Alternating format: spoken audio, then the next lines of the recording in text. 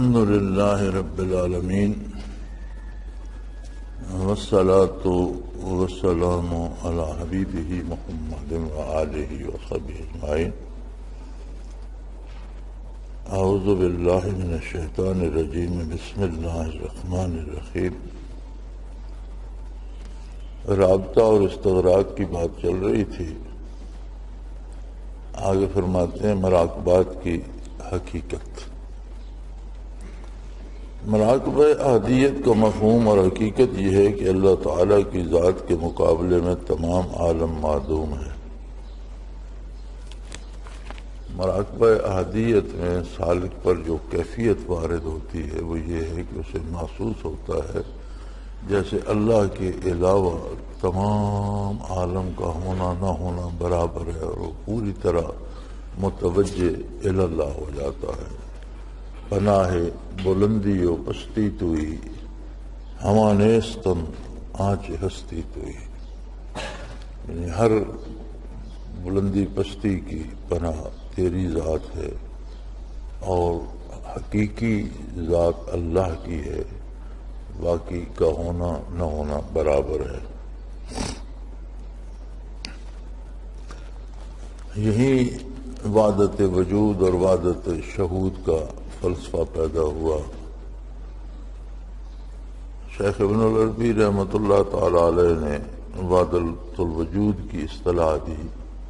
مراد یہ تھا کہ حقیقی وجود قائم بذات اللہ کا ہے، اپنی ذات سے جو قائم ہے وہ وجود اللہ کا ہے. باقی جتنے وجود ہیں عرش و فرش، زمین و آسمان، مخلوق، یہ اللہ کے قائم رکھنے سے قائم رہتے ہیں. جسے مٹا دے وہ مٹ جاتا ہے. ان کا ہونا نہ ہونا برابر ہے.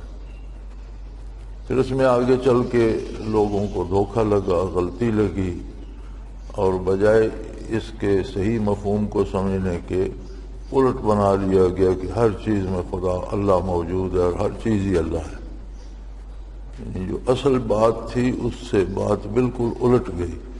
تو حضرت مجدد الافسانی رحمۃ اللہ تعالی علیہ نے پھر اس کی اصلاح فرمائی، اور انہوں نے وحدت الوجود کی جگہ لفظ وحدت الشہود دیا کہ ہر چیز جو ہے وہ قدرت باری پہ شاہد ہے، گواہ ہے.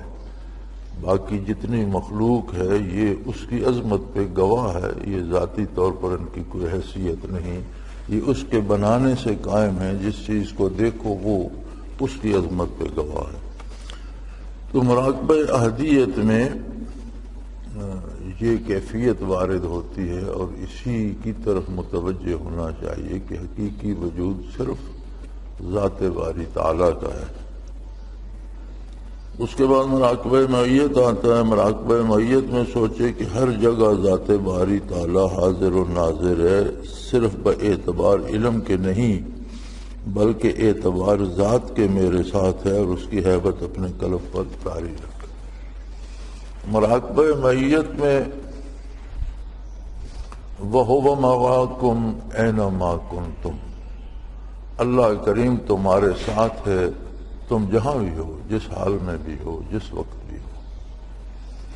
تو اس میں یہ کیفیت وارد ہوتی ہے کہ اللہ کی ذات ہر جگہ موجود ہے. یہاں بھی علماء ظواہر نے ایک نئی اصطلاح نکالی ہے کہ اللہ ہر جگہ موجود ہے اپنے علم کے ساتھ، یعنی وہ جانتا ہے کہاں کیا ہو رہا ہے.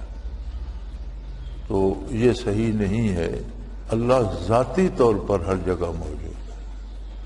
یہ نہیں ہے کہ اللہ پتہ نہیں کہاں ہے اور وہ دیکھ رہا ہے اور وہ جانتا ہے. باعتبار علم کے موجود ہونا تو ایسے بھی ہے جیسے ہم یہاں بیٹھے ہیں لیکن ہمیں وہاں دور تک جو چیز نظر آ رہی ہے اس کا علم تو ہمیں ہو رہا ہے. تو اللہ کی ذات تو کسی جگہ مقید نہیں کی جا سکتی، وہ ہمہ وقت ہر جگہ ذاتی طور پر موجود ہے. مراقبہ معیت میں یہ خیال بھی کیا جانا چاہیے، اور جو کیفیت وارد ہوتی ہے حقیقتاً وہ بھی یہ ہوتی ہے کہ بندے کو ایک فیلنگ اس میں راسخ ہو جاتی ہے. وہ محسوس کرتا ہے کہ میرا اللہ ہر وقت ہمہ وقت ہر جگہ میرے ساتھ ہے، اور اس کا اثر پوری عملی زندگی پہ جاتا ہے کہ وہ گناہ سے پرہیز کرتا ہے، اور اللہ کی اطاعت پہ کمر بستہ رہتا ہے۔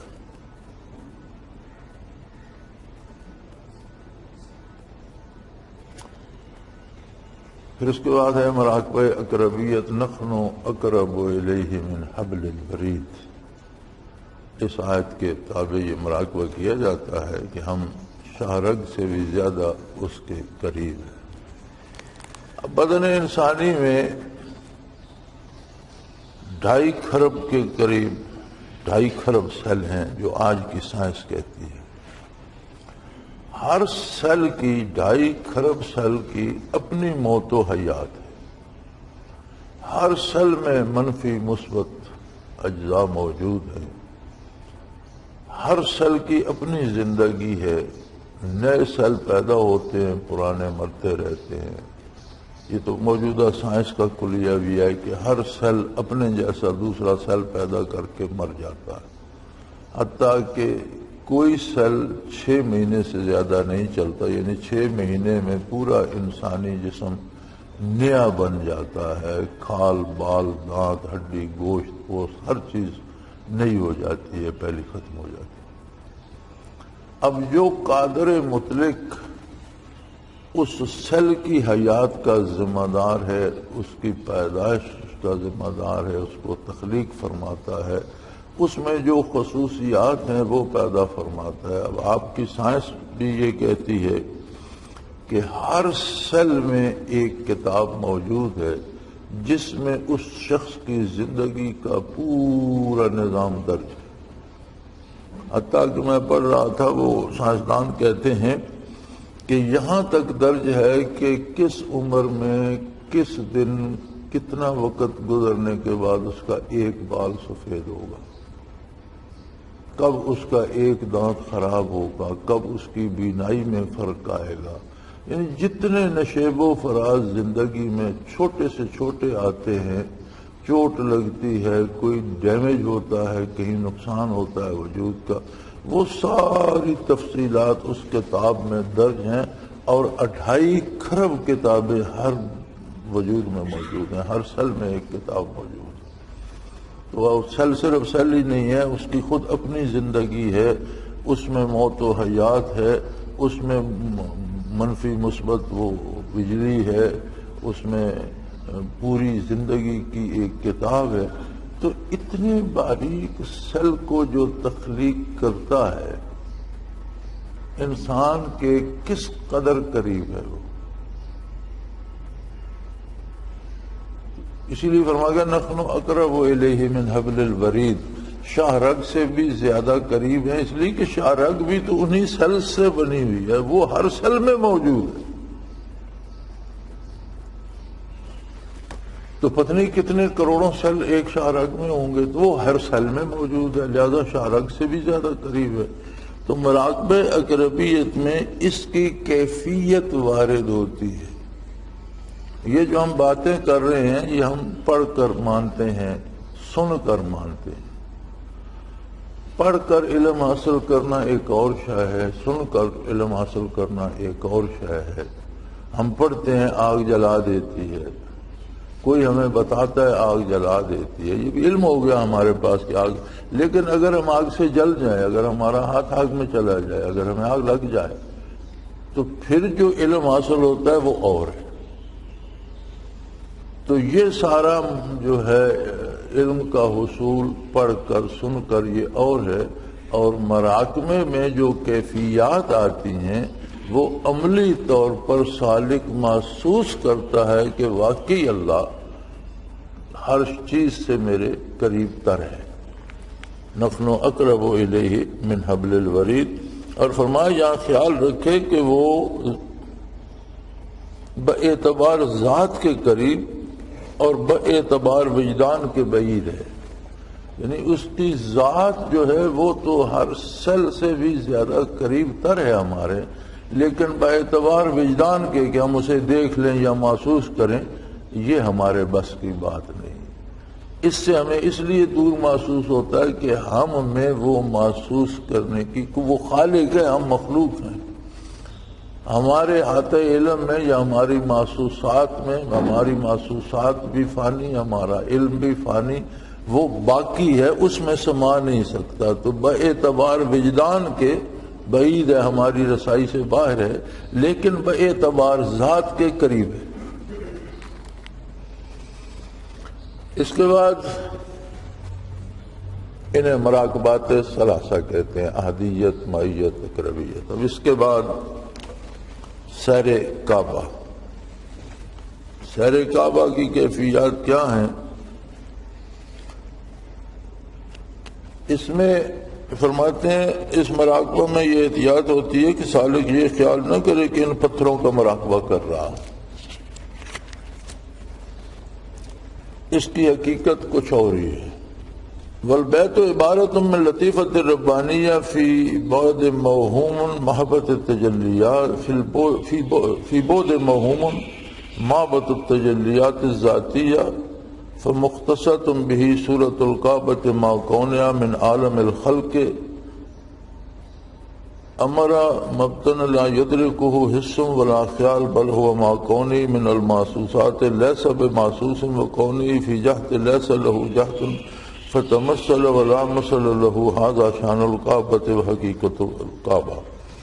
بیت اللہ عبارت ہے لطیفہ ربانی سے، جو بعد موہوم ہے، جو محبت تجلیات ذاتیہ ہے اور جو اسی سے مختص ہیں۔ پس صورت کعبہ کی باوجود کہ عالم خلق سے ہے، باطن ہے جس کو حس اور خیال نہیں سمجھ سکتے، باوجود کہ محسوسات میں سے ہے مگر محسوس نہیں، اور جیت میں سے مگر اس کی جیت نہیں، وہ متمثل ہے مگر اس کی مثال نہیں۔ یہ شان ہے کعبہ کی اور یہ حقیقت ہے بیت اللہ کی۔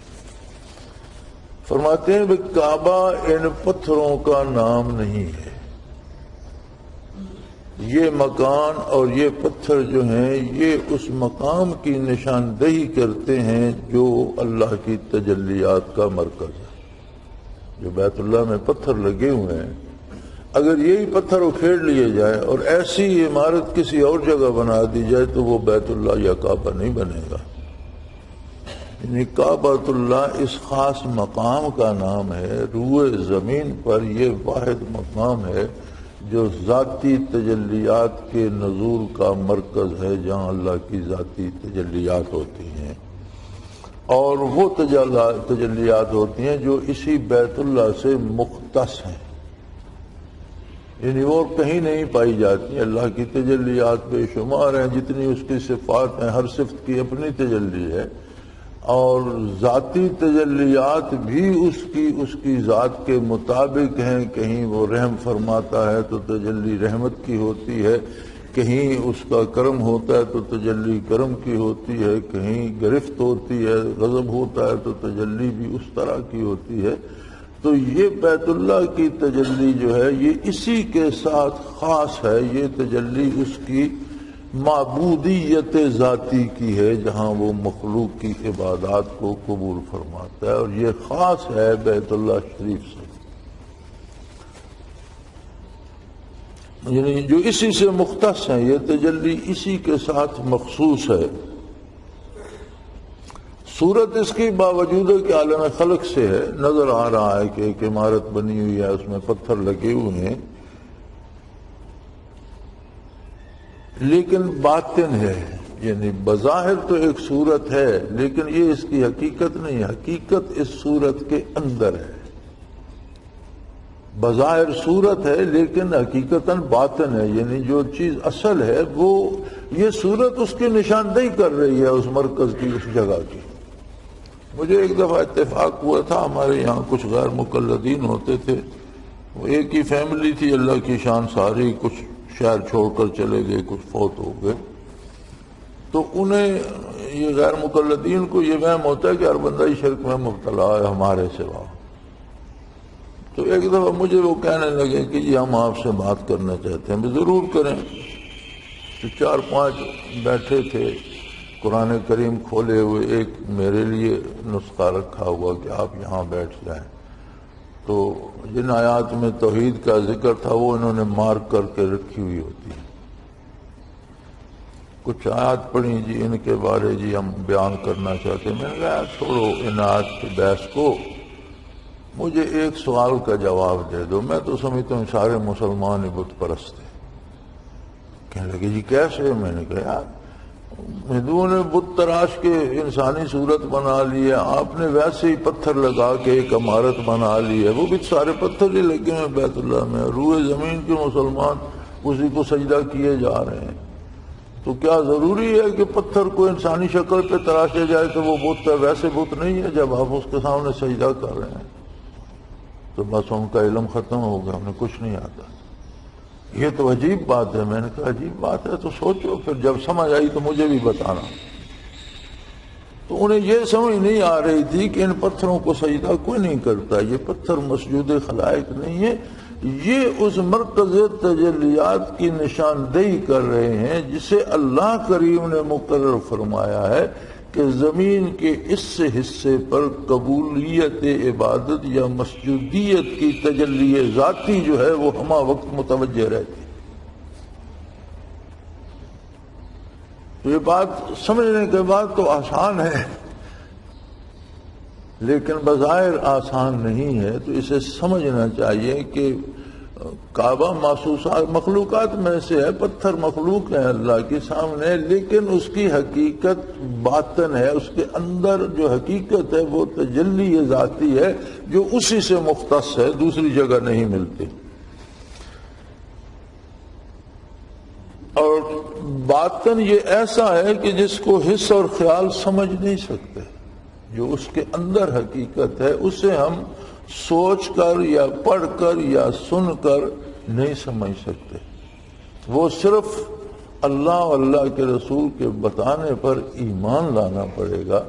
ہمارا علم وہاں تک یا ہمارا ذہن وہاں تک اس کی رسائی نہیں، باوجود ہے کہ محسوسات میں سے مگر محسوس نہیں۔ یعنی ایک چیز ایسی ہے، آپ بیت اللہ کو ہاتھ لگاتے ہیں، ہاتھ پکڑ کر دعائیں کرتے ہیں تو محسوس چیز ہے، اندر داخل ہوتے ہیں باہر نکلتے ہیں، محسوس چیز ہے، لیکن حقیقتاً محسوس نہیں۔ یہ محسوس چیزیں تو اس تجلی کی نشاندہی کر رہی ہیں،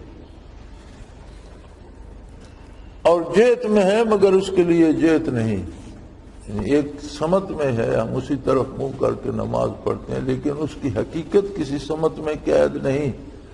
جب آپ کو رات ہو گئی، آپ جنگل میں ہیں، تو فرماتے ہیں کہ جدھر تمہارا انداز ہے ادھر بیت اللہ ہوگا، ادھر منہ کرو، فَأَيْنَمَا تَوَلُّوا فَثَمَّ وَجْهُ اللَّهِ، جدھر منہ کرو گے اللہ موجود ہے۔ تو وہ حقیقت کعبہ اگر آپ کو بظاہر سمجھ نہ آئے، رات ہے، جنگل ہے، ویرانہ ہے، کوئی بتانے والا نہیں، بادل ہے، ستاروں سے بھی اندازہ نہیں ہوتا، تو سجدہ بھی کرنا ہے، صلات بھی ادا کرنی ہے، تو جدھر وہ کہتے ہیں تحریر، یعنی جدھر تمہارا دل کہتا ہے کہ ادھر ہے ادھر کر لو، خواب تمہاری پشت بیت اللہ کی طرف ہوگی تو بھی صلات ہو جائے گی کہ اَيْنَمَا تُوَلُّوا فَثَمَّ وَجْهُ اللَّهِ، اللہ تو ہر جگہ موجود ہے۔ تو باوجود ہے کہ اس کی جیت ہے مگر وہ جیت میں قید نہیں ہے، متمثل ہے مگر اس کی مثال نہیں۔ یہ ہے کعبہ کی شان اور اس کی حقیقت۔ تو سیر کعبہ میں حج پہ جائیں، عمرے پہ جائیں، تو وہ مثال جو ہے کعبہ کی یا وہ محسوس جو ہوتی ہے عمارت وہ نظر آتی ہے، سیر کعبہ میں حقیقت کعبہ نظر آتی ہے۔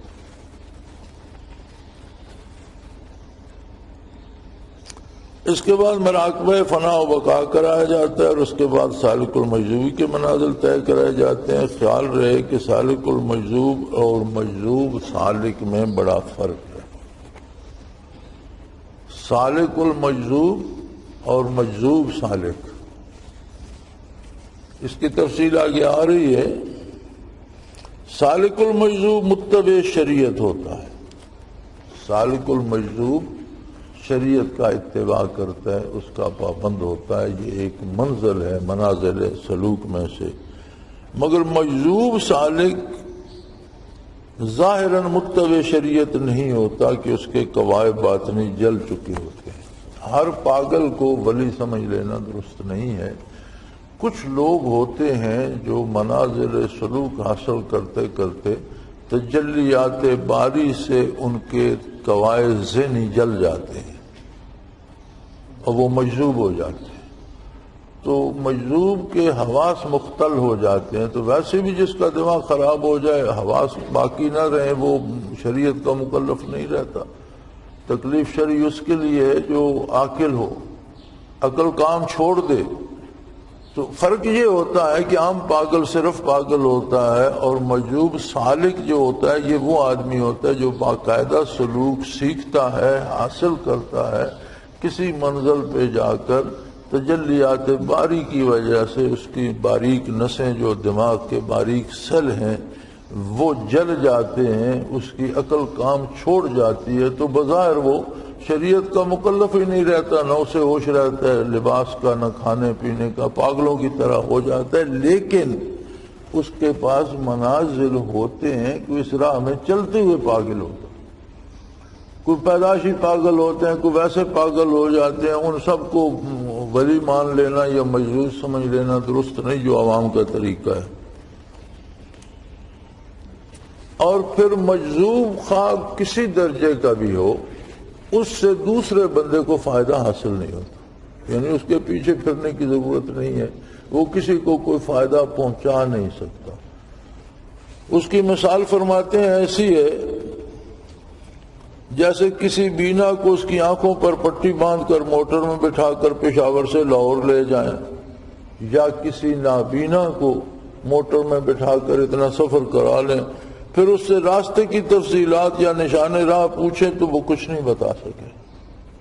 یا اسے کہا جائے کہ کسی اور کو پشاور سے لاہور پہنچا، اسے کیا پتا پشاور کہاں ہے، لاہور کہاں ہے، اس نے تو دیکھا ہی نہیں. اس لیے مجذوب سالک سے کسی کو فیض نہیں مل سکتا، کیونکہ وہ راستے سے واقف ہی نہیں ہوتا. اس کا اپنا وہ گواہ جل چکے ہوتے ہیں، اسے کچھ سمجھ ہی نہیں ہوتی. دوسرے کو تو وہ تب چلائے گا جب اسے خود اس راہ کی، وہ خود اس میں کھو چکا ہوتا ہے، اس سے دوسرے کو فائدہ کیا ہوگا. مگر سالک المجذوب منازل طے کر کے جاتے ہیں، اس راستے کی تفصیلات معلوم ہوتی ہیں. جو سالک المجذوب ہوتا ہے وہ درجہ بدرجہ سالک المجذوبی تک جاتا ہے. حواس قائم ہوتے ہیں، ادراکات ہوتے ہیں، محسوسات ہوتے ہیں، راستے سے آشنا ہوتا ہے، قدم بقدم چل کر جاتا ہے، وہ دوسرے کو چلا سکتا ہے. یہ منازل بہت اونچے ہیں، مگر عوام اور جہلاء تو ہر مجنون کو اور پاگل کو مجذوب ہی خیال کرتے ہیں. یعنی عوام میں تو یہ کہ جو پاگل ہو گیا وہ مجذوب ہے. اور یہ بھی عجیب بات ہے کہ کسی کے نام کے ساتھ شاہ لگا ہوا وہ پاگل ہو جائے تو وہ مجذوب ہوتا ہے، باقی پاگل پاگل ہی ہوتے ہیں. تو یہ عوام کا طریقہ ہے، یہ صحیح نہیں ہے. اور ہر پاگل کو لوگ تو بڑا کامل اور اکمل ولی اللہ سمجھتے ہیں. اس کی وجہ یہ ہے کہ اس سے بعض عجیب باتیں صادر ہوتی ہیں. ایک عجیب بات یہ ہے کہ جو بندہ پاگل ہو جاتا ہے اس کا دماغ ادھر ادھر سے منقطع ہو کر وہ جدھر خیال کرتا ہے اسے یکسوئی حاصل ہو جاتی ہے. جس طرح ہندو جوگی، وہ بھی شاید بات آگے انشاءاللہ آئے گی، ہندو جوگی وغیرہ جو یوگا کرتے ہیں اور بھوکے رہتے ہیں اور تنگ سی جگہ میں گھسے رہتے ہیں اور عجیب عجیب حرکتیں کرتے ہیں. یہاں ہمارے ایک نالہ ہے جس میں ہمیشہ پانی جاری رہتا ہے، بڑا گہرا نالہ ہے، تو اس کے کنارے اب نہیں ہیں، لیکن پاکستان بننے کے بعد بہت عرصہ تک بھی موجود رہے. اینٹوں کے چھوٹے چھوٹے کبے بنے ہوئے تھے جس میں آدمی رینگ کر گھستا اور صرف بیٹھ سکتا تھا، ٹانگیں بازو اکٹھے کر کے، لیٹ بھی نہیں سکتا. تو وہ 40 دانے سوگی کے لے کر اور چند گھونٹ پانی کے لے کر اس میں گھس جاتے اور 40 دن ان پر گزارتے، نہ لیٹ سکتے نہ بیٹھ سکتے، نہ اس طرح جڑ کے بیٹھے رہتے. اس طرح کی مشقتیں کرتے تھے. اس سے ہوتا یہ ہے کہ یکسوئی حاصل ہو جاتی ہے. جس طرف ارتکاز توجہ یعنی توجہ مرتکز کرنے کا طریقہ آ جاتا ہے، تو اس سے یہ ہوتا ہے کہ بعض دور کی چیزیں نظر آنے لگتی ہیں، بعض باتیں سمجھ میں آ جاتی ہیں، لیکن صرف وہ باتیں سمجھ میں آتی ہیں جو آپ مادی آلات سے بھی دیکھ سکتے ہیں. جیسے ہم ٹی وی پر لاہور میچ ہو رہا ہے وہ دیکھ رہے ہیں، تو پاگل کو شاید وہ لاہور کی طرف خیال کرے تو بغیر ٹی وی کے اسے میچ ہوتا ہوا سمجھ آنے لگ جائے. یعنی کشف الہیات نہیں ہوتا انہیں، برزخ نہیں دیکھ سکتے، فرشتہ نہیں دیکھ سکتے، روح نہیں دیکھ سکتے، آسمان کے بالا نہیں دیکھ سکتے، ہاں دنیا کی جو چیزیں مادی آلات سے دیکھی جا سکتی ہیں یہ ہر وہ بندہ دیکھ سکتا ہے، مومن ہو یا کافر، جو مجاہدہ کر کے ارتکاز توجہ ہے۔ یہی کمال ہندو جوگیوں کے پاس ہوتا ہے اور یہ کمال پاگلوں کو بھی حاصل ہو جاتا ہے۔ جب کوئی پاگل ہوتا ہے تو اس کی بھی توجہ ہر طرف سے کٹ جاتی ہے، کسی ایک طرف خیال کرتا ہے تو وہاں مرتکز ہو جاتی ہے، تو مادی چیزیں اسے تو اس طرح کے فرمایا ان سے بعض عجیب باتیں صادر ہوتی ہیں، حالانکہ ایسی باتیں مجنون سے صادر ہو سکتی ہیں کیونکہ اسے یکسوئی حاصل ہوتی ہے۔ شرع اسباب میں موجود ہے کہ مجنون کو یکسوئی حاصل ہو جاتی ہے، ایسے آدمی کو متعلق احتیاط لازم ہے، نہ اسے برا کہا جائے نہ ولی اللہ سمجھا جائے۔ قرآن کریم نے اصول بتایا، لا تقف ما لیس لک بہ علم۔ قرآن کا یہ اصول ہے کہ جس بات کے بارے تمہیں علم نہیں ہے اس کی کھوج میں مت پڑو، اس کے بارے رائے مت دو، خاموشی اختیار کرو، اللہ کے سپورٹ کر دو، اسے برا بھلا بھی نہ کہو اور اسے ولی اللہ بھی نہ سمجھو۔ اس لیے مجذوب نما آدمی کے بارے میں توقف مطابق قرآن ہوگا۔ اگر عارفین میں سے کوئی صاحب نظر بتا دے کہ وہ بدکار ہے تو مردود سمجھا جائے گا اور اسے کامل و اکمل تصور کر کے شریعت کی توہین نہ کی جائے۔ اس سے آگے سلوک کے منازل ما وراء الورا ہیں، گو باقی سلسلوں میں سالک المجذوب منتہی ہوتا ہے، مگر ہمارے سلسلے نقشبندیہ اویسیہ میں سالک المجذوب مبتدی ہوتا ہے۔ باقی اکثر سلاسل میں تو سالک المجذوبی فنا بقا کے بعد آتی ہے، تو اکثر سلاسل میں فنا فی اللہ اور بقا باللہ کے مراقبات کو آخری مراقبے سمجھا گیا ہے کہ بس اب فنا بقا کے بعد کچھ باقی نہیں ہے، اور یہی اکثر حالات میں ملتا ہے، فلاں بزرگ نے فلاں جگہ سے سلوک مکمل کر لیا، پھر اگر کسی کو سالک المجذوبی نصیب ہو گئی تو وہ تو انتہا ہو گئی، بس اس سے آگے تو کچھ ہے نہیں۔ تو حضرت فرماتے ہیں کہ سلسلہ نقشبندیہ اویسیہ میں سالک المجذوب مبتدی ہوتا ہے۔ ہمارے ہاں فنا بقا ایسے ہے جیسے آپ کے پڑھنے پڑھانے میں ابجد ہوتی ہے، الف بے جیم، یہ جو ابجد ہوتی ہے وہ فنا بقا شمار ہوتی ہے نقشبندیہ اویسیہ میں۔ ولایت صغریٰ یعنی ولایت اولیاء کی انتہا مقام تسلیم ہے۔ ولایت صغریٰ اور ولایت کبریٰ دو حصے کرتے ہیں کہ نبی تخلیقی طور پر نبی ہوتا ہے، لیکن جب دنیا میں تشریف لاتا ہے اللہ کا نبی تو جب تک اعلان نبوت نہیں فرماتا، جب تک اس پر نبوت کی منازل کھلتے نہیں ہیں، جب تک نبوت کا اعلان کرنے کا حکم نہیں ہوتا، تب تک بھی اس کے پاس ایک ولایت ہوتی ہے جو مختص ہے انبیاء کے ساتھ، اسے کہتے ہیں ولایت کبریٰ، یعنی وہ ولایت جو قبل بعثت انبیاء کو نصیب ہوتی ہے اسے ولایت کبریٰ کہتے ہیں۔ جو ولایت نبی کا اتباع کرنے سے اولیاء اللہ کو نصیب ہوتی ہے اسے ولایت صغریٰ کہا جاتا ہے۔ تو حضرت فرماتے ہیں کہ ولایت صغریٰ کی انتہا مقام تسلیم ہے۔ مقام تسلیم عالم امر میں ہے، احدیت پہلے عرش کی ابتدا ہے، دروازہ ہے، پھر 7 عرشیں اور بہت وسعت ہے۔ حضرت رحمت اللہ علیہ نے ایک مجلس میں فرمایا کہ میں نے کوشش کی ہے کہ پہلے عرش کے منازل گنوں پھر بعد کے نہیں گنے۔ فرماتے تھے میرے اندازے میں کم و بیش 1.25 لاکھ منازل پہلے عرش کے اندر ہیں، اور ہر منزل اب وہ فاصلہ کتنا ہے اس کا اندازہ نہیں ہو سکتا کہ اگر مسجد نور پر کھڑے ہو کر دیکھیں جہاں سے آگے پہلی منزل آتی ہے تو ایسے نظر آتی ہے جیسے زمین سے دور ہلکا سا ستارہ ٹمٹماتا نظر آتا ہے۔ اب اس کا فاصلہ ماپنا تو ممکن نہیں، چونکہ وہ نظر روح کی ہوتی ہے، یہ نظر بدن کی ہوتی ہے جو آسمان پر ستارے کو دیکھتی ہے، اور ظاہری آنکھ کی ہوتی ہے، وہ نظر روح کی ہوتی ہے۔ اب ظاہری آنکھ کی اور روح کی نظر کا فاصلہ کتنا ہے، کتنا فرق ہے ان میں، اور پھر اسے وہ اتنے دور نظر آتی ہے۔ تو ہر منزل کا فاصلہ پہلی منزل سے بڑھتا جاتا ہے، تو اس طرح 1.25 منازل پہلے عرش میں آتی ہیں، تو اس کی وسعت کا اندازہ کتنا ہوگا۔ پھر اس کے بعد پہلے اور دوسرے عرش کے درمیان خلا ہے، پھر دوسرے عرش کے منازل ہیں، اور یہ یاد رکھیں کہ ہر اوپر والی منزل کا دائرہ پہلے والی سے بڑا ہوتا چلا جاتا ہے۔ یہ شیخ کامل ہوتا ہے جو روح کو صحیح راستے پہ آگے لے جاتا ہے، ورنہ احدیت پر بھی لوگوں کی عمریں تمام ہو گئیں، کیونکہ احدیت کا بھی دائرہ ہے جو محیط ہے عالم کو۔ عرش اول کی ابتدا ہے، لیکن عرش محیط ہے ساری کائنات کو، تو اگر شیخ توجہ دے تو وہ سیدھا نکال کے اسے عبور کرا دیتا ہے، ورنہ روح میں وہ قوت نہیں ہوتی، وہ اپنی کمزوری کی وجہ سے تھوڑا سا دائیں کو ہوا، پھر دائیں چلتا چلتا، پھر وہ ساری عمر اس دائرے میں گھومتا رہتا ہے، ساری عمر سفر کرتا رہتا ہے، سمجھتا ہے ترقی ہو رہی ہے، لیکن جب موت آتی ہے تو پتہ چلتا ہے میں اسی دائرے میں گھومتا رہا ہوں۔ اس لیے آپ مقام عادیت پہ دیکھیں گے تو بڑی بڑی عمریں گزار کے بڑے بڑے بزرگ بیٹھے ہیں وہاں، میت پہ اسی طرح بے شمار مخلوق ہے، قربیت پہ بے شمار، جن کی زندگیاں وہیں بسر ہو گئیں، ساری زندگی اللہ اللہ بھی کرتے رہے، محنت بھی کرتے رہے، اللہ نے قبول بھی فرمایا، لیکن کوئی نہیں ملا جو اس سے آگے نکال دیتا۔ یہ بغیر شیخ کی توجہ کے ممکن نہیں ہوتا۔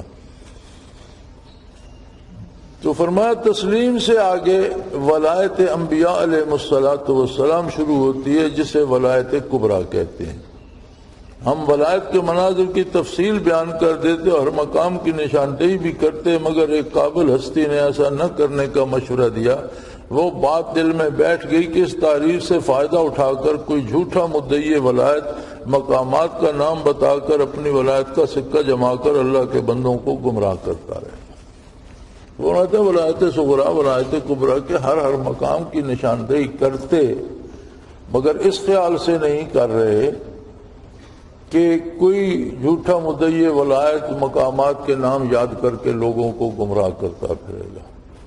تو حضرت نے تو یہ احتیاط کی، مگر بعض ساتھیوں کو شوق ہے اپنی بڑی اس بننے کا کہ میں بہت کچھ جانتا ہوں، تو انہوں نے جو نام سنے ادھر ادھر سے کوئی تقریروں سے اکٹھے کیے، کوئی کتابوں سے اکٹھے کیے، اور کتاب چھاپ دی، یہ مقام ہے وہ فلاں، آگے وہ مقام ہے، آگے وہ۔ میں نے روکا تو ہے ایک دفعہ کی حرکت کے بعد، اب دوبارہ میرے علم میں تو نہیں آئی، شاید چھاپتے پھرتے ہوں تو یہ درست نہیں ہے۔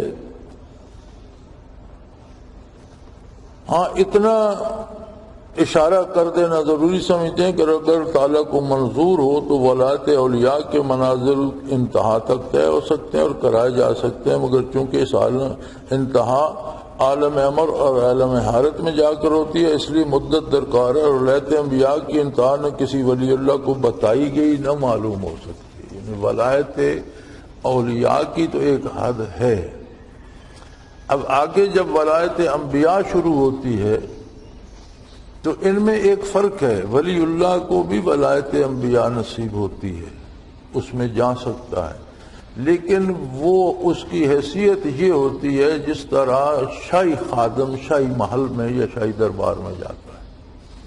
اب کوئی خادم شاہی محل میں رہتا ہے تو اس کا ذاتی نہیں ہو سکتا، محل بادشاہ کا ہی ہے، وہ بحیثیت خادم وہاں رہتا ہے۔ ولایت انبیاء میں جب ولی اللہ داخل ہوتا ہے تو بحیثیت خادم نبوت کے داخل ہوتا ہے، وہ اس کی ذاتی نہیں ہوتی، اور جہاں تک ولایت اولیاء ہے وہ اللہ اس کے ذاتی مقامات بنا دیتا ہے، چونکہ وہاں تک اولیاء اللہ کی رسائی ہے۔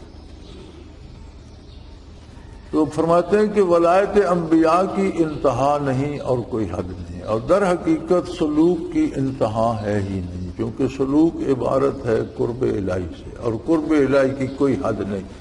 یہ نہیں ہو سکتا کہ آپ یہاں پہنچے اور آگے اللہ کریم یہ بیٹھے بس کام ختم ہو گیا، ایسی کوئی بات، ایسی حد کوئی نہیں آتی۔ لہذا ولایت کی کوئی حد نہیں ہے، اور یہ درجات زندگی میں بھی نصیب ہوتے رہتے ہیں، اللہ چاہے تو برزخ میں بھی، میدان حشر میں بھی ترقی ہوتی ہے، اور جنت میں اہل جنت کی ترقی مسلسل ہوتی رہے گی۔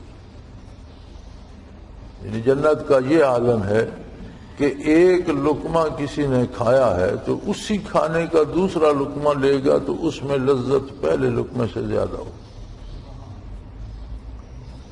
اسی طرح ہر لمحہ ہر آن قرب الہی اور تجلیات باری کی لذتوں میں اضافہ ہوتا رہے. کسی ایک حال پہ جنت نہیں ٹھہرے گا.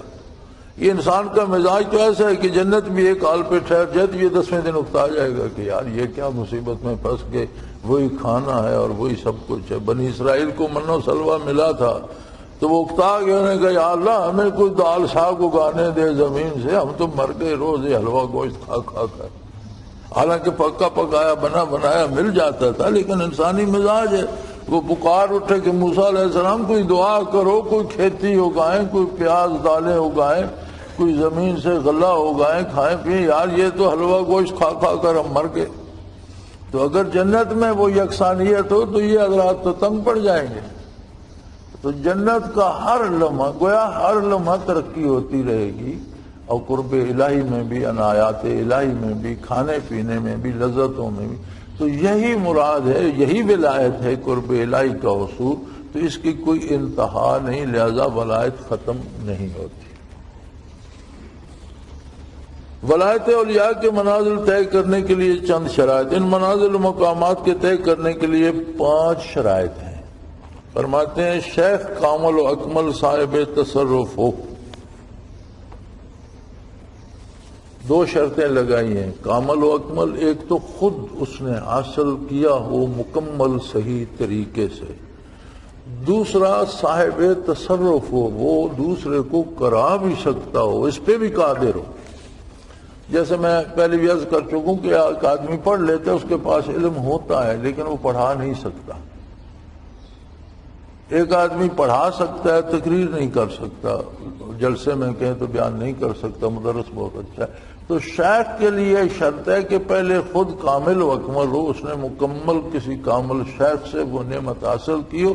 پھر صاحب تصرف ہو, اس میں یہ کمال بھی ہو کہ وہ دوسرے کو منتقل کر سکتا ہو.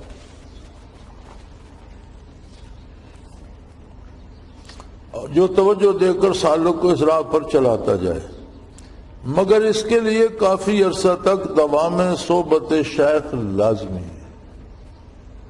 کیونکہ یہ عمل انعکاسی ہے, جتنا ساتھ رہے گا, جتنا قریب رہے گا, اتنا زیادہ فائدہ پائے گا.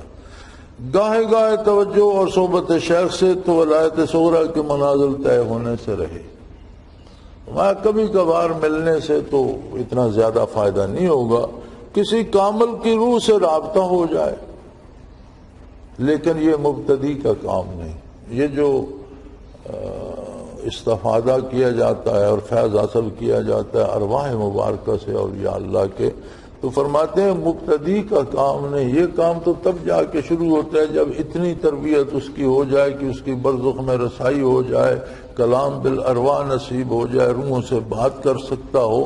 تو پھر کسی کامل کی روح سے بھی رابطہ ہو جائے تو وہ بھی اسے منازل کرا سکتا ہے. البتہ ابتدائی منازل طے ہونے کے بعد ایسا ہو سکتا ہے. پہلے ابتدائی منازل کسی زندہ شیخ سے حاصل کرے جو اس مقام تک اسے پہنچا دے کہ ارواح سے رابطہ کر سکے. تب اس کی صورت یہ ہوتی ہے کہ کامل کے مزار پر جا کر اس کی روح سے رابطہ قائم کر کے فیض حاصل کرے, اور اس کے لیے بھی مسلسل کافی عرصہ تک محنت کرنے کی ضرورت ہے, جس طرح زندہ شیخ کی صورت میں مسلسل توجہ لینے کی ضرورت ہوتی ہے.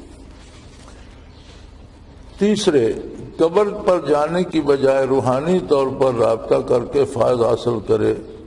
نوٹ: فیض سے مراد وہ روحانی تربیت ہے جو اہل اللہ سے حاصل کی جاتی ہے, جو علا والا فیض نہیں کہ قبروں کا طواف کرتے رہیں, قبروں پر سجدے کرتے رہیں یا ندا غائبانہ کرتے رہیں اور انہیں حاجت روا اور مشکل کشا سمجھتے رہیں.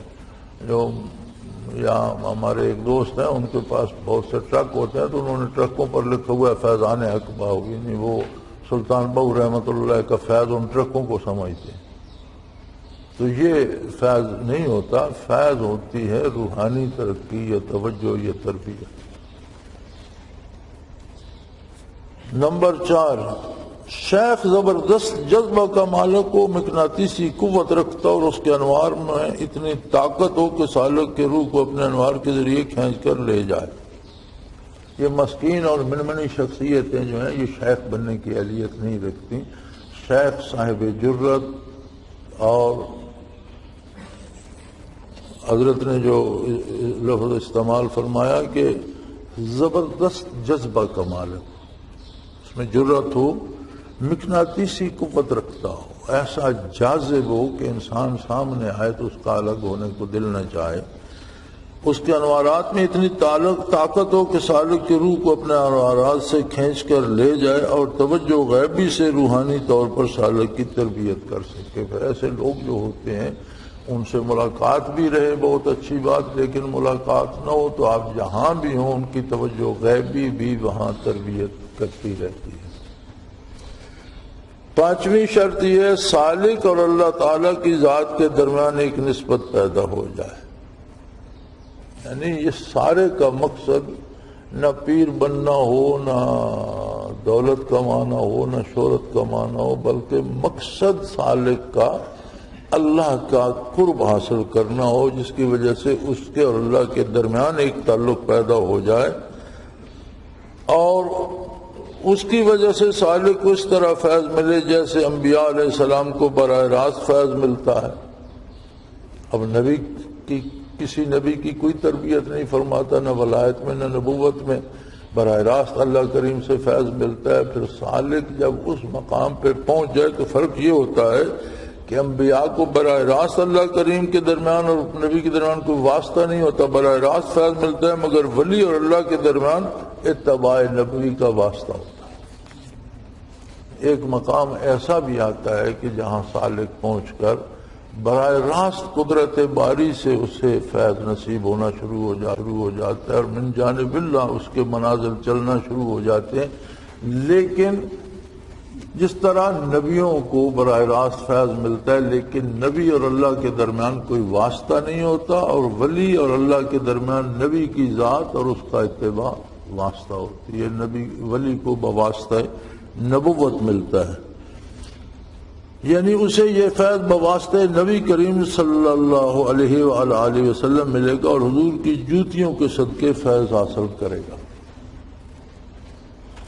آخری دو شعبوں میں جن حضرات کا ذکر کیا گیا، اس قسم کے آدمی صدیوں میں کہیں پیدا ہوتے ہیں۔ جس طرح انبیاء علیہ السلام تو عام آتے رہے، مگر اولی العزم رسول قلیل بلکہ اقل، اسی طرح ایسے آدمی بھی بہت کم پیدا ہوتے ہیں۔ ایسے آدمی غوث یا قیوم یا فرد یا قطب وحدت ہوتے ہیں۔ ان کے بلند منازل کی وجہ سے ان کی توجہ اور فیض رسانی میں بڑا فرق ہے۔ قیوم کی ایک توجہ غوث کی 100 توجہ کے برابر ہوتی ہے۔ اسی طرح سلسلہ آگے چلتا ہے، قیوم فرد قطب وحدت، اور دراصل اولو العزم رسول، فرد قیوم اور قطب وحدت دراصل اولو العزم رسولوں کے مناسب ہیں۔ ان تینوں کی شان اولیاء میں اس طرح ہوتی ہے جس طرح انبیاء میں حضور اکرم علیہ السلام، حضرت ابراہیم علیہ السلام، حضرت موسیٰ علیہ السلام کی ہے۔ کتب 4 ہوتے ہیں، 5 نہیں ہوتے، 3 ہو سکتے ہیں، کوئی ایک آدھ فوت ہو گیا، اس کی جگہ دوسرا آنے تک خالی رہی، 3 رہ گئے، لیکن 5 نہیں ہوتے، 4 ہوتے ہیں۔ ان کے اوپر غوث ہوتا ہے، اور غوث روئے زمین پر ایک ہوتا ہے۔ جتنی دنیا کی آبادی ہے اس میں اپنے وقت میں ایک غوث ہوتا ہے۔ صدیوں میں کبھی کہیں ہوتا ہے کہ اللہ کریم ایسے بندے پیدا کر دیتا ہے جو غوث سے بھی ترقی کر جاتے ہیں۔ جو غوث سے ترقی کرتا ہے وہ قیوم بنتا ہے، اور حضرت فرماتے ہیں کہ قیوم کی ایک توجہ غوث کی 100 توجہ کے برابر ہوتی ہے۔ حالانکہ غوث ایک ہوتا ہے روئے زمین پر اپنے وقت میں، 2 نہیں کبھی ہوتے۔ تو اتنی بڑی ہستی بھی اگر 100 توجہ دے اور کوئی اس سے بڑا قیومیت پر فائز ہو جائے تو اس کی ایک توجہ اس کی 100 توجہ کے برابر ہوتی ہے۔ اسی طرح اگر قیوم ترقی کرے تو پھر فرد بنتا ہے، فرد کی ایک توجہ قیوم کی 100 توجہ کے برابر ہوتی ہے، اور فرد ترقی کر کے قطب وحدت بنتا ہے۔ یہ مناصب میں آخری منصب ہے قطب وحدت، اور قطب وحدت کی ایک توجہ فرد کی 100 توجہ کے برابر ہوتی ہے۔ اور یہ لوگ اس طرح ممتاز ہوتے ہیں جس طرح انبیاء کرام میں نبی کریم صلی اللہ علیہ وسلم، حضرت ابراہیم، حضرت موسیٰ جس طرح انبیاء میں اور ممتاز ہیں، اس طرح اولیاء میں یہ لوگ ممتاز ہوتے ہیں۔ انتہائی بلند منازل سلوک میں سب سے اونچا درجہ صدیقیت کا ہے، اور سب سے آخری منزل جو ہے وہ صدیقیت ہے۔ ان کی ترتیب یوں ہے: غوث، قیوم، فرد، قطب وحدت اور صدیق۔ ان مناصب پر صحابہ کرام تو کافی تعداد میں موجود تھے، مگر بعد میں بہت ہی قلیل لوگوں کو یہ منصب عطا ہوئے، مگر خیال رہے ان مناصب میں بظاہر برابری کے باوجود صحابہ کرام کے ہم پلہ کوئی نہیں ہو سکتا، ان کی فضیلت نہ سے ثابت۔ یعنی اگر کوئی ولی اللہ ان مناصب پہ پہنچ بھی جائے تو وہ صحابہ کرام کی شان کو نہیں پہنچ سکتا۔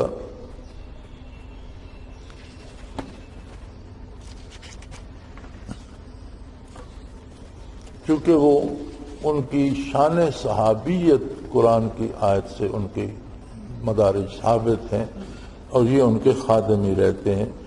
نام ایک جیسا ہوتا ہے۔ اب سیدنا ابو بکر رضی اللہ عنہ بھی صدیق ہیں، اور حضور نے انہیں صدیق فرمایا۔ ابراہیم علیہ السلام کے بارے آتا ہے صدیق النبی، یا صدیق بھی تھے اور نبی بھی تھے۔ تو سیدنا ابو بکر صدیق جنہیں نبی کریم نے صدیق فرمایا، انبیاء کے بعد روئے زمین کی ساری انسانی آبادی سے افضل ترین انسان ہے، اور صدیق بھی ہیں، مگر صدیقیت میں سیدنا ابراہیم خلیل اللہ کے برابر نہیں ہو سکتے۔ وہ صدیق ہیں اور نبی بھی ہیں، خلیل اللہ بھی ہیں۔ تو یہ ناموں کا اشتراک ہوتا ہے۔ ولی کو جب یہ مناصب ملتے ہیں اور جو صحابہ کو ملے تھے تو یہ برابر نہیں ہوتے، ولی ان کی جوتیوں کا خادم ہوتا ہے۔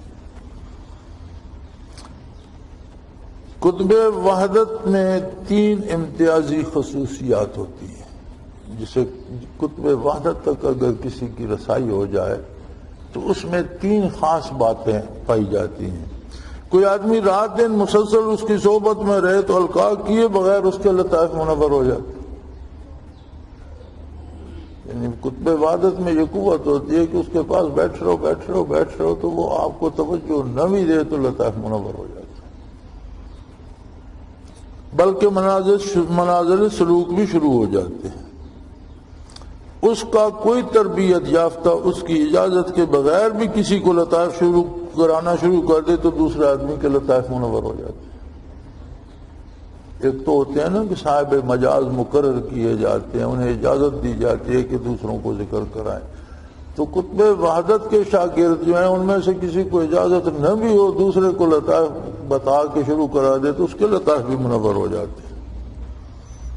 بلکہ صرف لطائف والا شاگرد بھی کسی کو تربیت شروع کر دے تو اسے ضرور فائدہ پہنچتا ہے۔ نمبر 3، وہ اپنے شاگردوں کو توجہ غیبی سے فیض دیتا ہے اور منازل بدستور طے ہوتے رہتے ہیں، مگر مبتدی شاگرد کے لیے یہ حکم نہیں۔ یعنی اس میں یہ قوت ہوتی ہے کہ شاگرد دنیا میں کہیں بھی ہوں تو ان کے مراقبات آگے چلتے رہتے ہیں، لیکن اس کے لیے ایک حد ہے۔ مبتدی یعنی شروع کرنے والے، ابتداء والے کے لیے یعنی ایک خاص مقام پر پہنچ کر آگے پھر وہ ترقی غائبانہ بھی ہوتی رہتی ہے۔ صدیق اور نبی میں اتنا قریبی اتصال ہے، یعنی صدیق نبی کریم صلی اللہ علیہ وسلم کے اتنا قریب ہوتا ہے کہ جہاں صدیقیت ختم ہوتی ہے وہاں سے نبوت شروع ہو جاتی ہے۔ کما قال تعالی ومن یطع اللہ والرسول اولئک مع الذین انعم اللہ علیہم من النبیین والصدیقین، یعنی اللہ تعالیٰ نے جو قرآن میں ذکر کیا ہے کہ جو اللہ کے رسول کی اطاعت کریں گے وہ انعام یافتہ لوگوں کے ساتھ آخرت میں ہوں گے۔ انعام یافتہ لوگ کون ہیں؟ انبیاء، اور ساتھ ملحق ذکر فرمایا صدیق کا، یعنی نبوت اور صدیقیت جڑی ہوتی ہیں۔ جہاں صدیقیت کی انتہا ہے وہاں سے نبوت کی ابتدا ہو جاتی ہے۔ اسی طرح دوسری آیت میں فرمایا وَاذْكُرْ فِي الْكِتَابِ ابراہیم إِنَّهُ كَانَ صِدِّيقًا نَبِيًّا، ابراہیم علیہ السلام کا ذکر فرمائی، وہ صدیق اور نبی تھے۔ یعنی صدیقیت جہاں ختم ہوتی ہے متصل وہاں سے نبوت شروع ہو جاتی ہے۔ تو صدیق نبی کریم صلی اللہ علیہ وسلم کے قریب تر ہوتا ہے، قریب ترین ہوتا ہے۔ صدیقیت سے بلندتر ولایت کا کوئی مرتبہ نہیں۔ اس کے بعد منازل نبوت شروع ہو جاتے ہیں جن میں کسی ولی کا عارضی طور پر داخل ہونا تو ممکن ہے، جیسے کوئی معمولی خادم بادشاہ کے حکم سے شاہی محل میں کسی خدمت کے لیے چلا جائے، مگر مستقل مقام اور مستقر کے طور پر ان منازل میں جانا کسی ولی کے لیے ممکن نہیں۔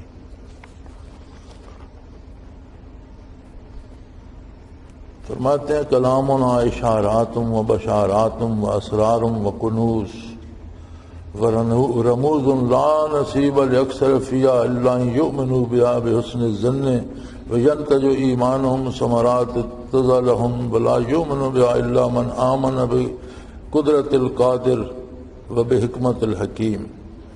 آگے عربی کا لکھے ہیں 2-3 جملے حضرت نے، فرماتے ہیں ہماری باتیں اشارات بھی ہیں، خوشخبریاں بھی ہیں، یہ اسرار ہیں اور خزانے ہیں، اور ان میں رمز و کنایہ ہے۔ یہ انہی کو نصیب ہوتے ہیں جن کا ایمان کامل ہو، حسن ظن ہو، اور ان کا ایمان انہیں نتائج تک پہنچا دے، اور ان پر یقین نہیں کرے گا وہ بندہ جو اللہ کو قادر نہیں مانتا۔ پہلے قدرت قادر پہ یقین ہوگا تو ہماری باتیں اس کی سمجھ میں آئیں گی۔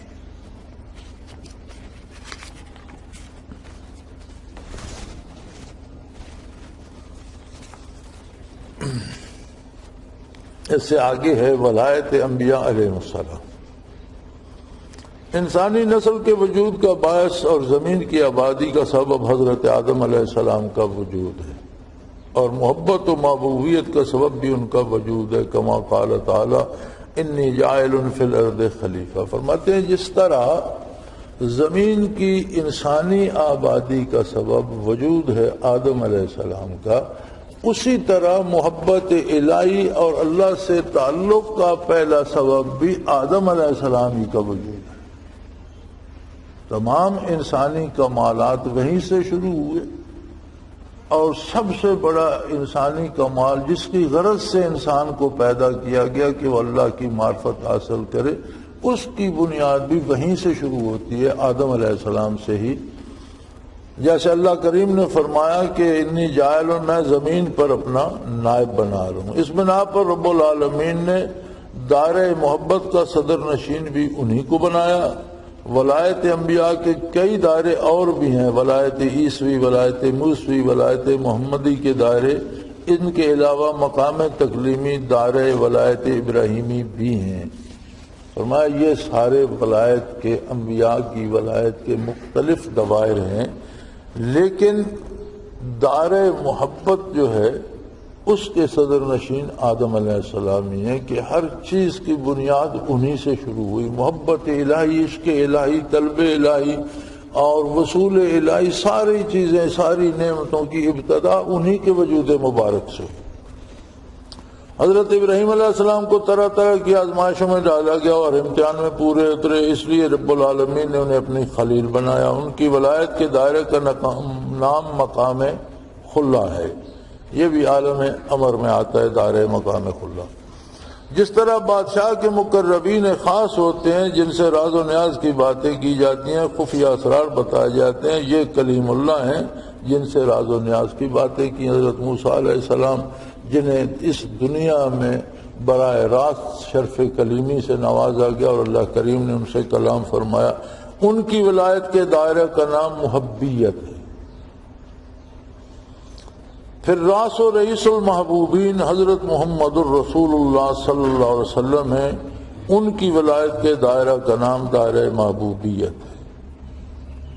یہ دوائر بہت آخر میں جا کر آتے ہیں، بہت بلندی پہ مقام ہے، عالم امر میں بھی بہت سے دائرے طے کرنے کے بعد آتے ہیں۔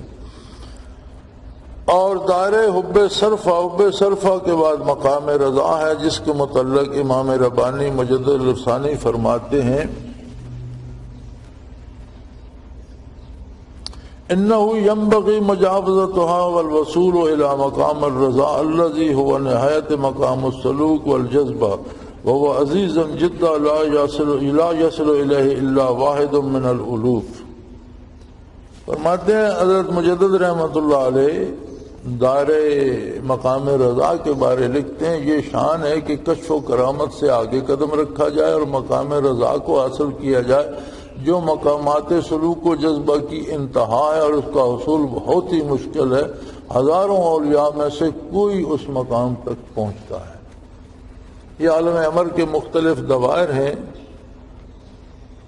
جن کو سمجھنے کے لیے وہاں تک رسائی ضروری ہے۔ جو وہاں پہنچتے ہیں انہیں سمجھ آ جاتی ہے، جن کو یہ حاصل نہیں ہوتے ان کے ساتھ بحث فضول ہے، انہیں آپ کیا سمجھائیں گے۔ ہمارے ایک علماء صاحب ہوتے تھے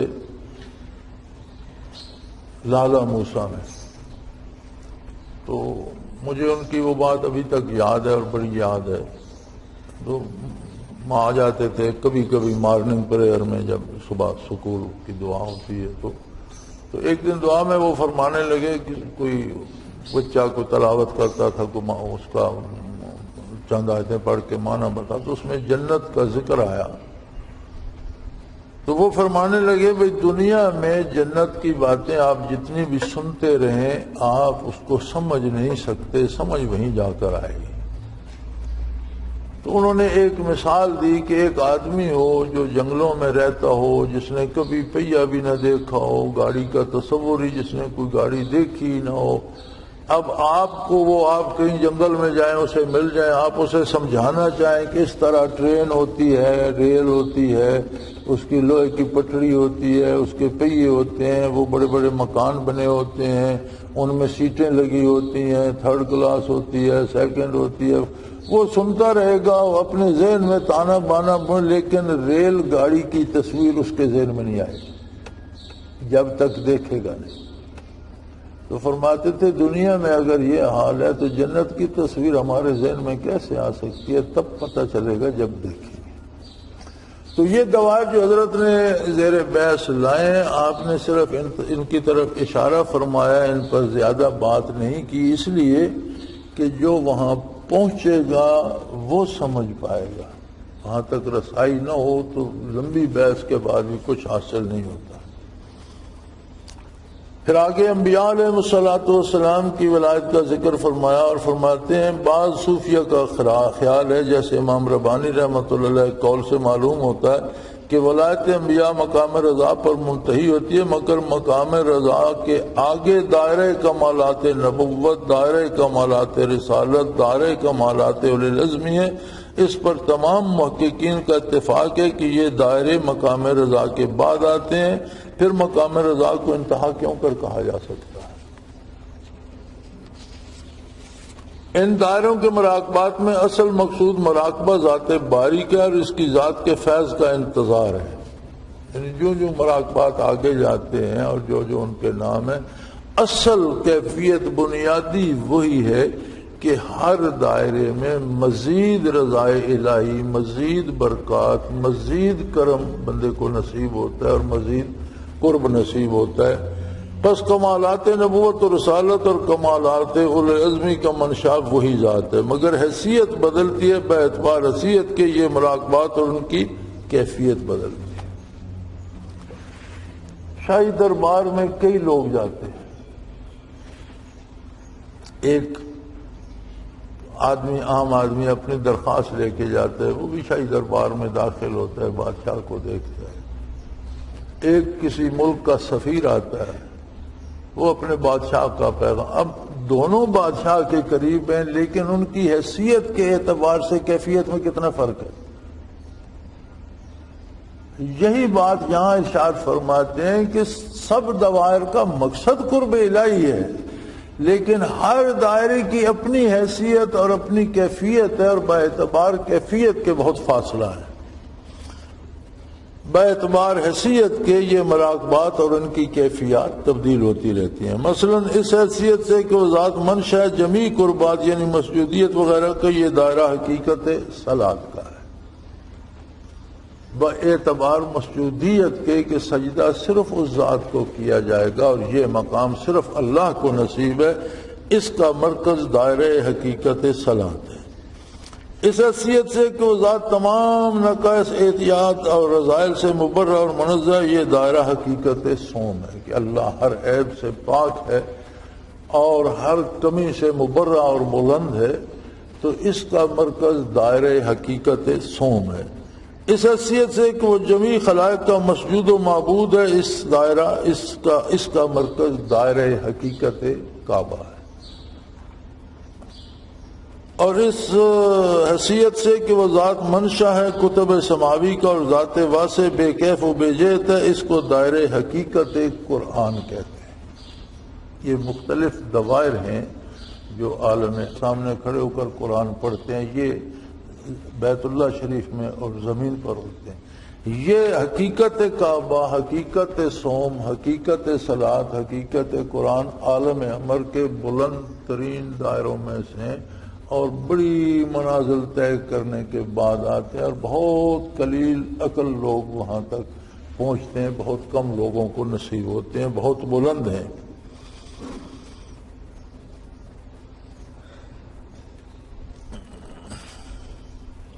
قرآن مجید ذات واسع بے کیف کا مظہر ہے۔ دائرہ حقیقت سوم کے علاوہ باقی تینوں دائرہ حقیقت الہیہ ہیں، ان کو سیر الہ حقائق اللہ کہا جاتا ہے، یعنی اللہ کے حقائق کی طرف بڑھنا اور ان تک ان کی برکات حاصل کرنا۔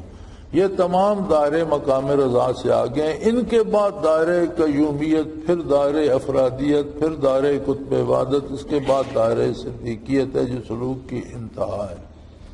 یہاں بھی ایک بڑی مزے کی بات ہے، بہت عقل قلیل لوگ وہاں تک پہنچتے ہیں، صدیوں میں کوئی شخص، لیکن اس کے باوجود دائرہ قیومیت طے کر لینا اور بات ہے، اور منصب قیومیت اور بات ہے۔ جیسے کتنے لوگ کوالیفائی کر جاتے ہیں لیکن سارے گورنر تو مقرر نہیں ہوتے، یعنی کوالیفیکیشن تو بعض کی شاید گورنر سے زیادہ ہو، تو مناصب جو ہوتے ہیں یہ عہدے ہوتے ہیں، اور یہ منازل جو ہوتے ہیں یہ علم ہوتا ہے۔ تو علم تو ایک کے پاس زیادہ ہو سکتا ہے لیکن عہدہ کسی دوسرے کو بھی مل سکتا ہے، تو یہ دائرے طے کر جانا اور بات ہے، اور یہ بھی بہت عقل قلیل ہے، صدیوں میں کوئی بندہ ہوتا ہے، ہر کسی کو نہیں ملتے، لیکن اگر یہ منصب عطا ہو جائے تو وہ نور علی نور ہے کہ دائرہ طے کرنا حصول علم ہے اور منصب عہدہ ہوتا ہے۔ تو فرماتے ہیں اس کے بعد دائرہ قیومیت، افرادیت، دائرہ قطب عبادت، اس کے بعد دائرہ صدیقیت ہے جو سلوک کی انتہا ہے۔ یہ انتہا باعتبار منصب کے ہے کہ آخری منصب ہے۔ مقام احدیت سے لے کر دائرہ اولی العزم تک نصف سلوک ہے۔ چلو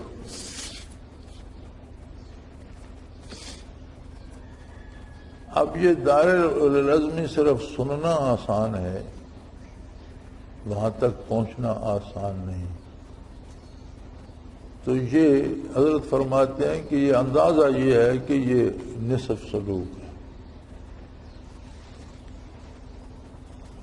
اور باقی نصف اس کے بعد ہے۔ جب یہ سننے میں آتا ہے کہ فلاں ولی اللہ یا فلاں خلیل صاحب نے پورا سلوک طے کیا ہوا ہے تو حیرت ہوتی ہے کہ کسی عارف نے فنا بقا تک منازل طے کر لی، تو یہ بھی بڑی بات ہے۔ ذالک فضل اللہ یؤتی من یشاء، حالانکہ مقام فنا و بقا سلوک کی ابتدا ہے، اور اولیاء اللہ کے تمام کمالات بمقابلہ ولایت نبوت مثل مشک کی رطوبت کے ہیں، مشک کی رطوبت کے، یعنی ولایت انبیاء اور ولایت اولیاء میں اتنا فرق ہے کہ جیسے کوئی پانی سے مشکیزہ بھرا ہوا رکھا ہو تو اس کے باہر جو رطوبت آ جاتی ہے وہ ولایت انبیاء ہے، اور اس کے اندر جو پانی ہے وہ ولایت انبیاء، اتنا فرق ہے۔ حالانکہ تمام کمالات بمقابلہ ولایت نبوت مثل مشک کی رطوبت کے ہیں۔ ولایت اولیاء دیا ساریاں کرامات، سارے کمالات، ساریاں کیفیات دی نسبت اگر ولایت انبیاء سے کی جائے تو ولایت انبیاء ایسے کہ بہت بڑا مشکیزہ پانی سے بھرا ہوا ہے، اور اس میں سے تھوڑی تھوڑی رطوبت باہر آتی رہتی ہے. وہ جو باہر رطوبت ہے وہ ولایت اولیاء ہے، اور جو پانی کا بھرا ہوا مشکیزہ ہے وہ ولایت انبیاء ہے. یہ نسبت ولایت اولیاء کو ولایت انبیاء سے. پھر یہ کمالات جو منزلہ رطوبت کے ہیں صرف مدرسہ تقوی میں معلم متقی سے حاصل کیے جا سکتے ہیں، اور یہ سارے کمالات جو اس مشکیزے پر محض رطوبت کی حیثیت رکھتے ہیں، ان کے لیے بھی کوئی متقی معلم ہو اور مدرسہ بھی تقوی سے لبریز ہو، تقوی ہی کا مدرسہ ہو جہاں تقوی ہی تقسیم کیا جاتا ہو، اور معلم بھی متقی ہو، تو پھر بڑی محنت کے بعد یہ جو باہر رطوبت ہے یہ حاصل ہوتی ہے. تو ولایت انبیاء تک جانا کون سا آسان کام ہے. اور تمام علوم ظاہری محبت دنیا کے ساتھ جمع ہو سکتے ہیں، مگر علوم صوفی اور محبت دنیا کا ایک جمع ہونا اجتماع نقیضین کا حکم رکھتا ہے. فرمایا سارے علم، فلسفہ پڑھ لیں آپ، میڈیکل سائنس پڑھ لیں، دوسری سائنس پڑھ لیں، تاریخ پڑھ لیں، ادب پڑھ لیں، دنیا کا کوئی علم بھی آپ دنیا کی محبت میں مبتلا ہو کر وہ بھی حاصل کر سکتے ہیں. لیکن صوفیہ کا علم تب حاصل ہوتا ہے جب دل میں دنیا کی محبت نہ ہو. یہ علم تصوف اور محبت دنیا یہ ایک دوسرے کی ضد ہیں، جیسے نور اور ظلمت، روشنی اور اندھیرا بیک وقت ایک جگہ جمع نہیں ہو سکتے. محبت دنیا اور علم تصوف یہ ایک جگہ علم سلوک جمع نہیں ہو سکتے.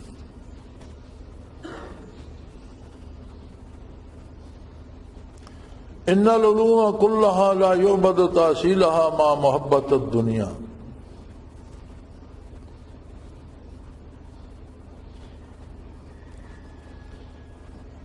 والاخلال بحقائق التقوى وربما كانت محبت الدنیا اونا على اكتسابها.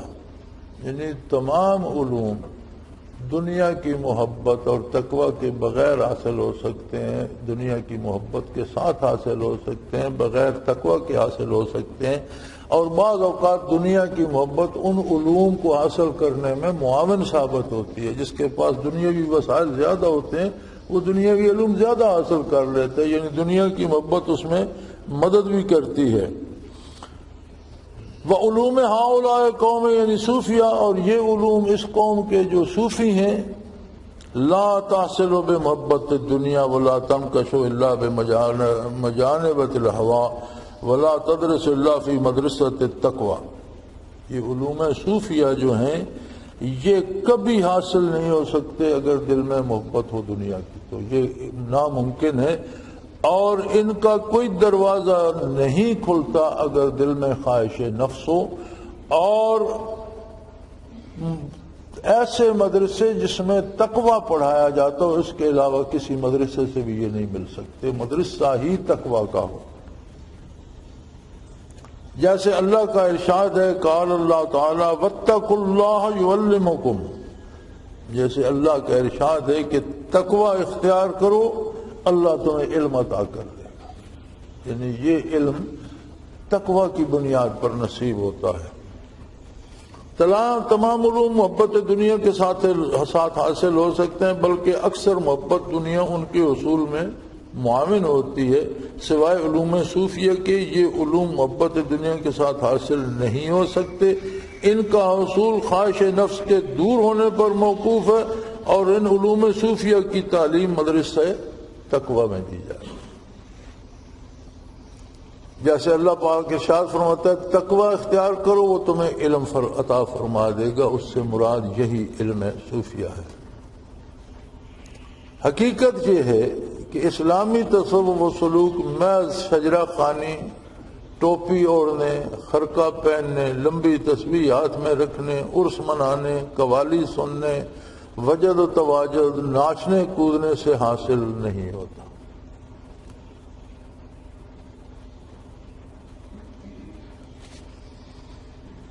یعنی حقیقت یہ ہے کہ اسلامی تصوف ان رسومات سے حاصل نہیں ہوتا جو آج کل ہم نے اختیار کر لی ہیں کہ یہ میں شجرہ خوانی، یہ ہر نماز کے بعد شجرہ پڑھ لو، یا ٹوپی ایک خاص رنگ کی پہن لو، یا کوئی ایک لمبا چوغا پہن لو، یا ہر وقت لمبی تسبیح، یا عرس مناؤ، یا قوالی سنو، یہ چیزیں نہیں ہیں، بلکہ اس کے حصول کے لیے دو شرطیں ہیں جن میں سر فہرست اتباع شریعت ہے۔ سب سے پہلی شرط ہے کہ شریعت کا اتباع اختیار کرے، جس کا بنیادی تقاضا یہ ہے کہ توحید کا عقیدہ دل میں راسخ ہو، اتباع سنت نبوی کامل درجے کا ہو، اور اس میں بدعت کو مطلق دخل نہ ہو۔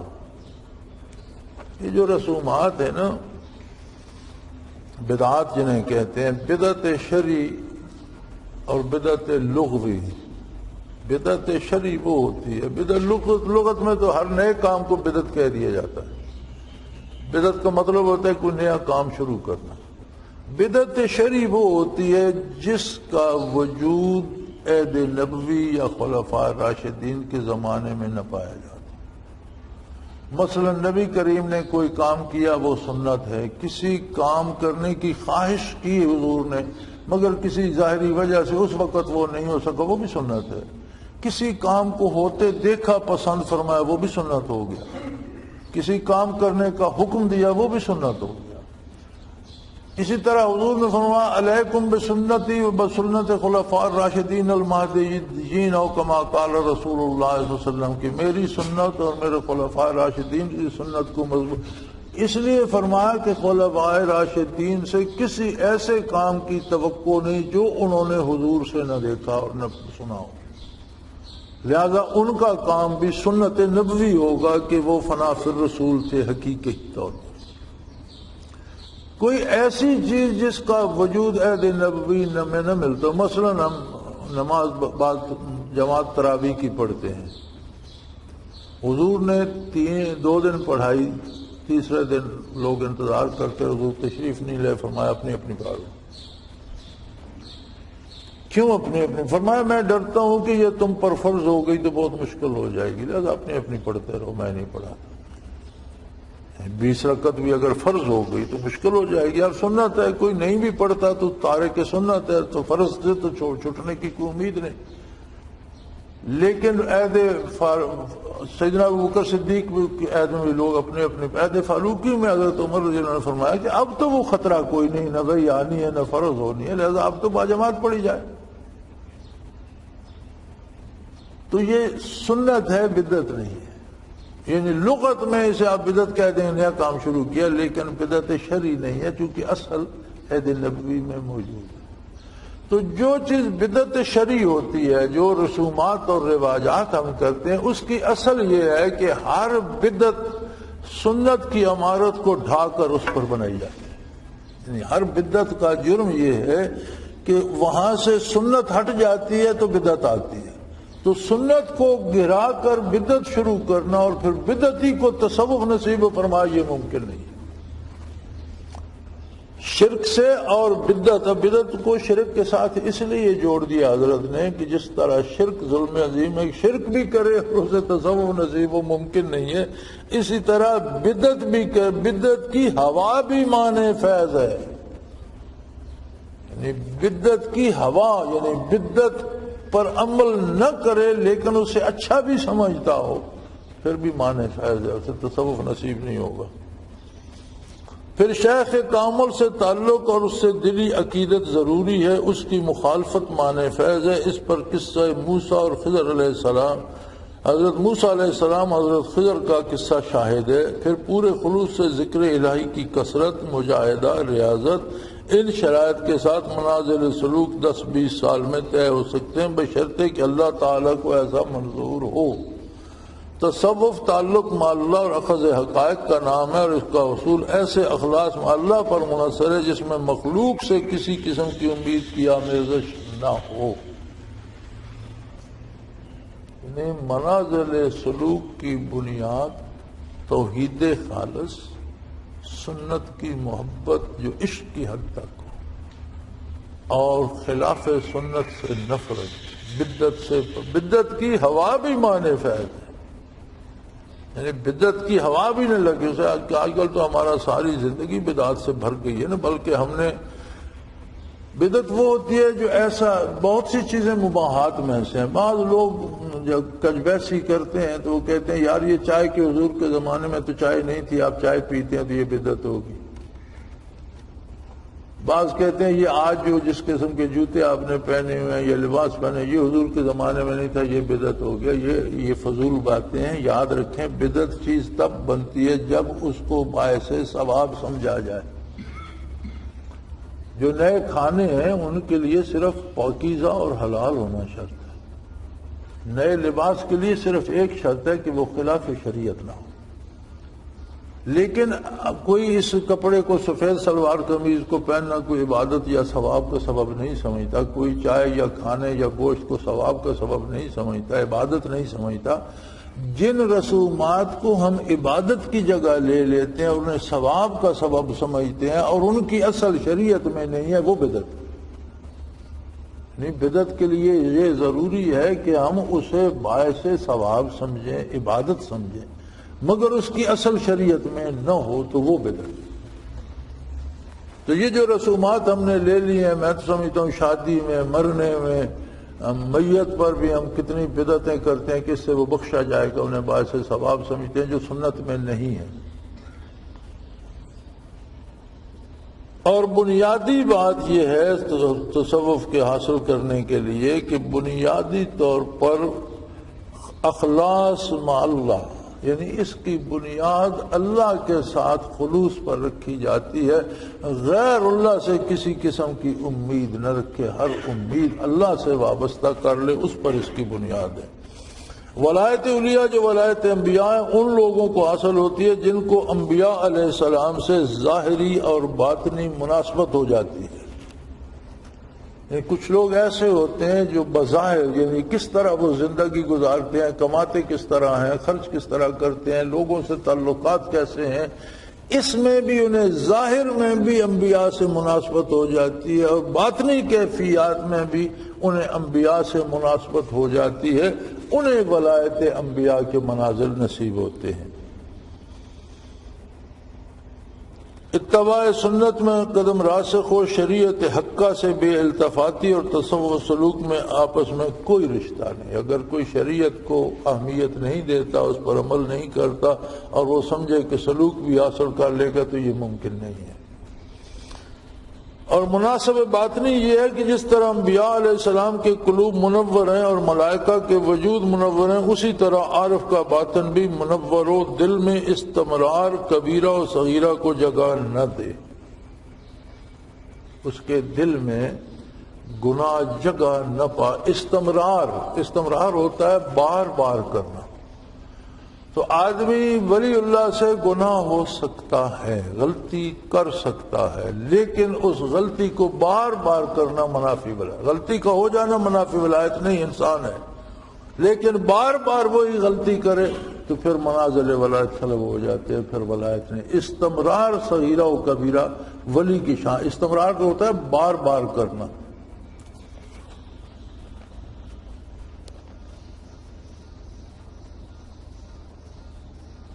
ولی اللہ معصوم نہیں ہوتا، عصمت تو انبیاء کا خاص ہے، مگر اللہ تعالیٰ کو منظور ہو تو محفوظ ہو سکتا ہے۔ یعنی معصوم تو نبی، ہر معصوم نبی ہوتا ہے اور ہر نبی معصوم ہوتا ہے، عصمت خاص ہے، نبوت ہے، نبی سے گناہ کا صدور ممکن ہی نہیں، معصوم ہوتا ہے۔ ولی معصوم نہیں ہوتا، اس سے خطا ہو سکتی ہے، لیکن ولی محفوظ ہوتا ہے۔ ولایت کا خاصہ یہ ہے کہ اسے حفاظت الہیہ نصیب ہو جاتی ہے، اللہ کریم اس کی حفاظت فرماتا ہے۔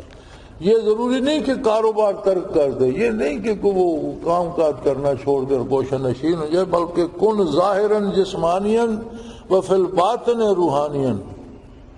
تصوف یہ ہے کہ بظاہر لوگ دیکھیں تو وہ عام آدمی لگے، لوگوں کی طرح کام کرتا ہو، مزدوری کرتا ہو، ملازمت کرتا ہو، بچے پالتا ہو، گھر بناتا، سارے کام عام آدمی کی طرح کرے، لیکن اندر سے وہ اللہ کے ساتھ ہو اور باطنی طور پر روحانی ہو۔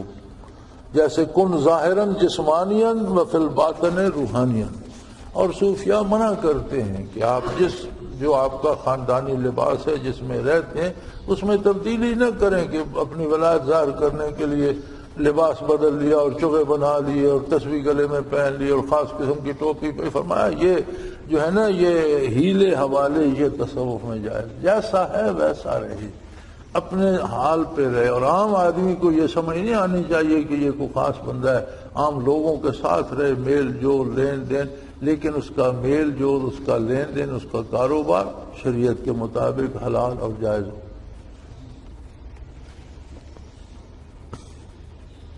جیسے اللہ کریم نے فرمایا رجال لا تلہیہم تجارت ولا بیع عن ذکر اللہ، جیسے اللہ کا ارشاد ہے کہ اللہ کے بندوں کو تجارت اور بیع شراء اللہ کے ذکر سے غافل نہیں کرتی، یعنی اللہ کریم نے بھی یہی نشانی دی ہے کہ میرے بندے دوسرے لوگوں کی طرح دنیا کے سارے کام کرتے ہیں، لیکن وہ کام انہیں میری یاد سے غافل نہیں کرتے۔ پس ذکر الہی کے لیے ترک دنیا ضروری نہیں، یہ ضروری ہے کہ غیر اللہ کی محبت دل میں گھسنے نہ پائے۔ ہم نے مقصد اور ذریعہ حصول مقصد کی نشاندہی کر دی، صرف کتب و رسائل تسلط سے تزکیہ باطن نہیں ہو سکتا، اس دولت کا ملنا شیخ کامل کی صحبت اور القاء و انعکاس کے بغیر محال ہے۔ رسائل تصور، کتب تصور کی اشاعت کا رجحان واقعی بڑھ گیا ہے، مگر ان اداروں میں صرف الفاظ ملتے ہیں، معنی ناپید۔ آخر دعوانا الحمدللہ۔